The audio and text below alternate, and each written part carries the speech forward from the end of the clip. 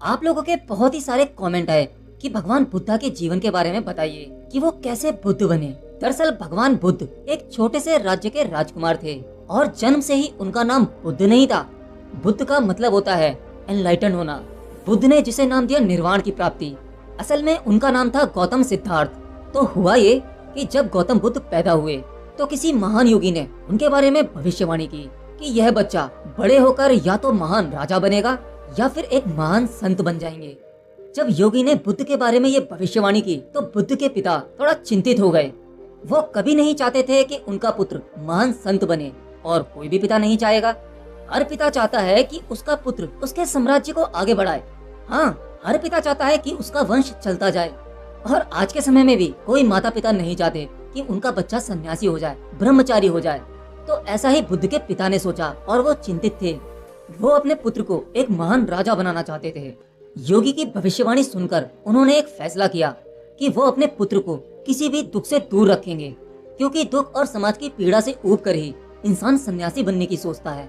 अगर कोई दुखों से दूर होगा और सदा सुख भोगता रहेगा तो उसे संत बनने की कोई जरूरत नहीं है। आप लोग अपने जीवन में भी देखो, अगर कोई व्यक्ति अपनी पत्नी से बहुत ज्यादा दुखी है तो वो सन्यासी बनने की सोचता है, क्यों? है ना? अगर आपको लगता है कि आप जीवन में असफल रहेंगे, कभी सफल नहीं हो पाएंगे, तो आप सोचते हैं कि मेरे पास एक ही रास्ता है, मैं सन्यासी बन जाऊं। और सुकरात ने भी क्या खूब कहा है, अगर आपको अच्छी पत्नी मिलती है तो आपका जीवन अच्छा बीतता है, और अगर पत्नी खराब मिलती है तो भी आपका जीवन धन्य हो सकता है, क्योंकि वही इंसान फिलोसफर बन सकता है। Anyway, come to the point. तो भगवान बुद्ध के पिता ने उन्हें पूरे सुख में रखा। उनके चारों तरफ खुशियां ही खुशियां थी, और शायद यही उन्होंने गलती कर दी, क्योंकि मनुष्य दुख से इतना नहीं उबता जितना सुख से उब जाता है।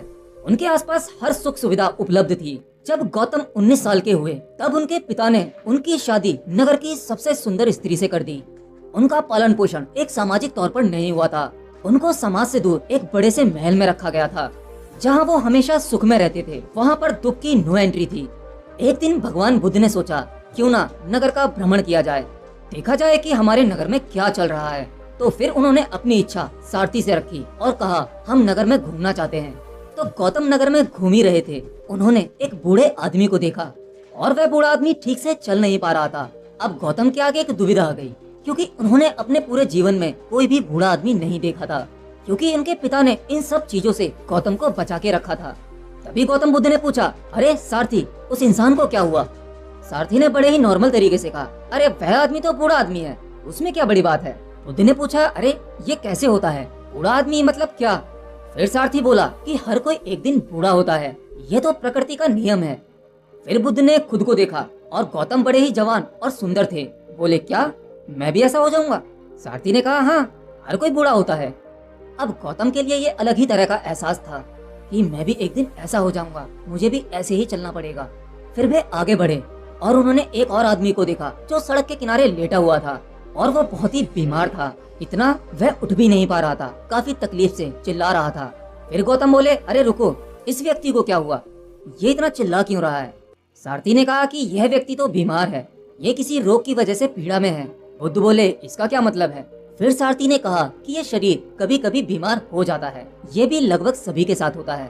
तो गौतम बोले, क्या ये मुझे हो सकता है, क्योंकि मैं तो एक राजकुमार हूँ? सारथी ने कहा, हाँ, ये कभी भी किसी को भी हो सकता है। और गौतम फिर से अपनी तुलना उस व्यक्ति से करने लगे, अरे ऐसा मुझे भी हो सकता है।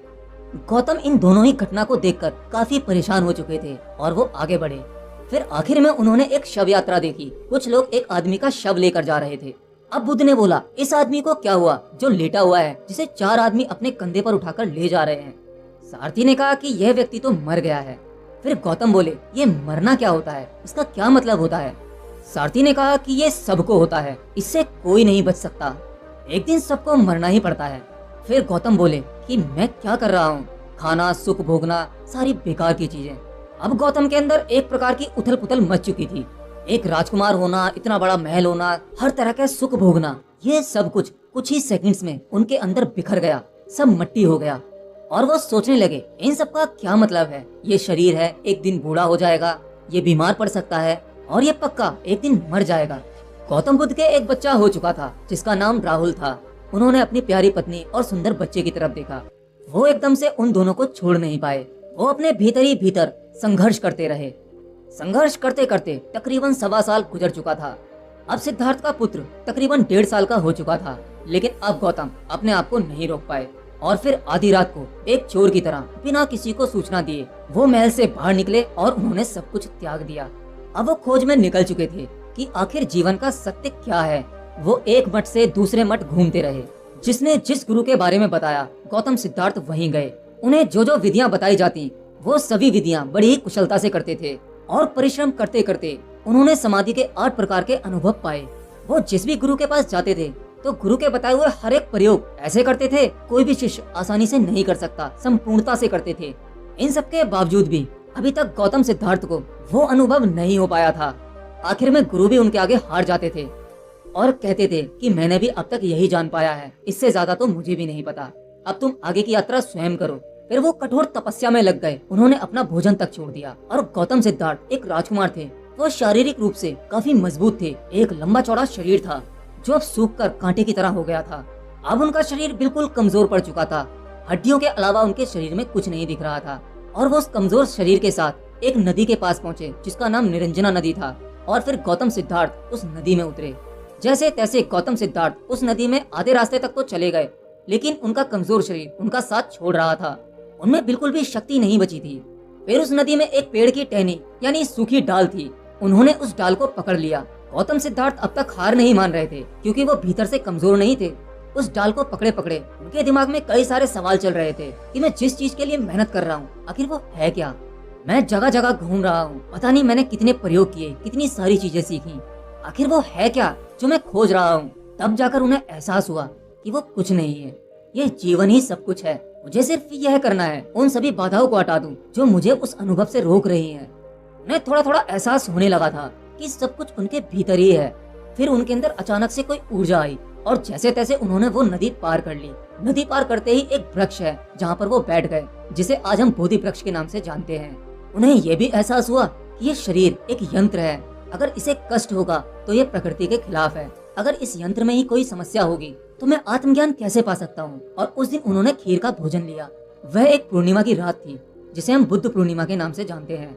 और फिर बस वो उस पेड़ के नीचे बैठ गए और उन्होंने आखिरी प्रण लिया। इस संकल्प के साथ बैठे, इस अस्तित्व की प्रकृति को या तो मुझे अभी जानना है या मैं यहीं बैठे बैठे अपना शरीर छोड़ दूंगा। जब तक मैं इसे जान नहीं जाता मैं यहाँ से नहीं उठूंगा, अपनी आंखें नहीं खोलूंगा।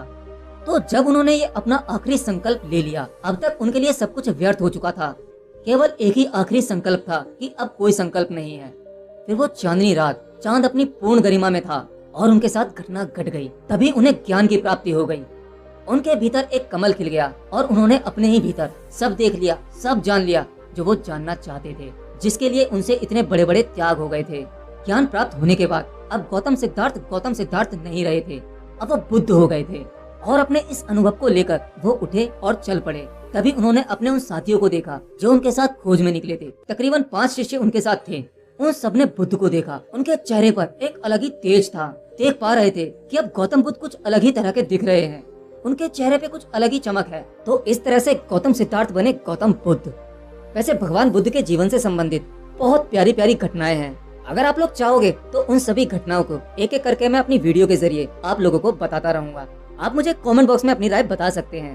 तो हो सकता है कि ये कहानी आपने एक बार जरूर सुनी होगी कि भगवान बुद्ध को ज्ञान की प्राप्ति कैसे हुई, लेकिन फिर भी मेरे मुंह से मेरी वॉइस में ये वीडियो कैसा लगा मुझे बताना जरूर कमेंट बॉक्स में। तो मिलते हैं किसी अगली वीडियो में नई जानकारी के साथ। तब तक के लिए